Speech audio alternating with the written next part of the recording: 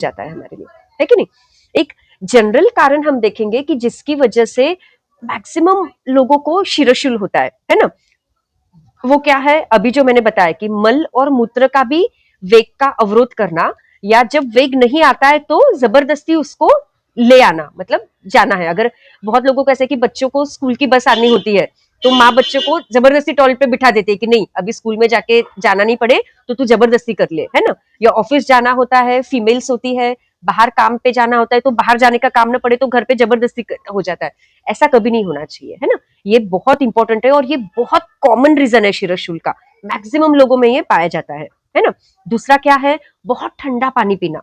आप, आपने देखे होंगे ऐसे लोग कि साल भर फ्रिज का पानी पीने की आदत होती है, उसके भी वजह से वात प्रकोप होकर शिरोशूल होता है। खड़े होकर अन्न खाने की आदत होती है लोगों को, या खड़े होकर पानी पीने की आदत होती है, इससे भी शिरोशूल होता है।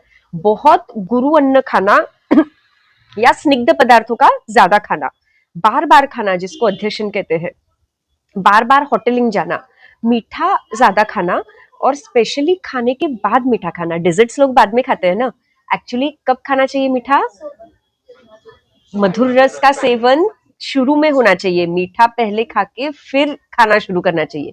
पर लोग जनरली उल्टा ही करते हैं ना, डेजर्ट लास्ट में खाते हैं, ये बहुत गलत है ना। दही ज्यादा खाना, या खट्टा नमकीन या तीखा अन्न ज्यादा खाना, इन लोगों को हेडेक ज्यादा होता है ना।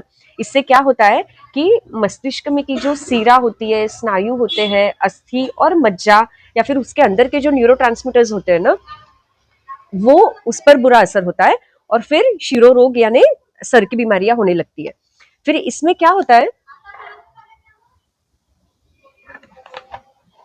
वातज, पित्तज, कफज, सन्निपातिक, ये प्रकार हमको पता है। जिस दोष का अनुबंध होगा वो हिसाब से शिरोरोग होंगे। और एक क्रुमिच शिरोरोग का भी वर्णन आयुर्वेद में किया गया है। क्रुमिच शिरोरोग क्या होता है, अगर किसी भी कारण से नेजल ब्लीडिंग हो गई है ना, घुड़ाना फूटने की आदत होती है लोगों को, गर्मी में नाक से खून आ जाता है, या किसी भी रीजन से अगर आता है और उसकी अगर सही ट्रीटमेंट या प्रॉपर केयर नहीं ली गई ना, उस पर अगर मक्खी या फ्लाइज बैठ गए तो वो मैगॉट्स नाक से ऊपर चले जाते हैं और भयंकर कृमि शिरोरोग होता है। ऐसे पेशेंट्स हमने देखे हैं। तो ये एक बहुत इंपॉर्टेंट रीजन है शिरोरोग, सिर दर्द का। ठीक है, तो ये भी एक प्रकार हम देखने को मिलता है। और इससे हम पता चलता है कि आयुर्वेद में सिंपल शिरोरोग से, मतलब वातज प्रकार, पित्तज प्रकार, कफज प्रकार, सन्निपातिक, सिंपल से लेके जो क्रूमिज या मैलिग्नेंट शिरोरोग है ना, सिर दर्द जिसकी वजह से होता है, इन सभी का वर्णन भी किया गया है। और ऐसा नहीं कि सिर्फ वर्णन करके छोड़ दिया आयुर्वेद में, इसकी प्रॉपर ट्रीटमेंट भी बताई गई है ना। तो इतना डीप और अच्छा विचार आयुर्वेद में किया गया है, और इसलिए आयुर्वेद ये आयुष्य का वेद है ना। हर चीज का ऐसा ही वर्णन है आयुर्वेद में, तो इसका हमको पता होना चाहिए और वो हिसाब से हम ट्रीटमेंट भी देते हैं। गलत तरीके से खाना, गलत तरीके से पानी पीने की आदतें होना, ब्रह्मचर्य के नियमों का पालन न करना, या किसी भी तरीके से व्यायाम करना। व्यायाम के बारे में डिटेल हमने पिछली बार देखा है कि कब करना है, कितना करना है, किसे करना है और कैसे करना है। तो वो अगर गलत तरीके से होता है ना, तो भी शिरोरोग बहुत लोगों में दिखते हैं। ये जनरल कारण है जो हमने देखे सिर दर्द के, है ना। बहुत बार क्या होता है, जैसे हमने देखा कि कारण कहीं और छुपा होता है पर मैनिफेस्टेशन सिर में होता है। तो वो कारण क्या क्या हो सकते हैं, सबसे पहला क्या है, कॉन्स्टिपेशन। पेट के सभी विकार अगर कुछ भी हो जाए तो सर दर्द हो सकता है। अगर एसिडिटी है तो उसकी वजह से पित्तज शिरोरोग हो सकता है ना।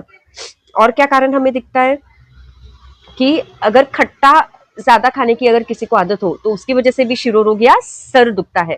या कुछ लोगों को स्ट्रेस, टेंशन, एंजाइटी बहुत जल्दी हो जाती है, उसकी वजह से भी सर दर्द होता है। पहले दिन अगर रात को जागरण ज्यादा हो गया है ना, एग्जाम है आप लोगों की, जाग कर पढ़ाई करने की आदत होगी, तो दूसरे दिन आप देखना सर हैवी हो जाता है और दिन में पढ़ाई में मन नहीं लगता है ना।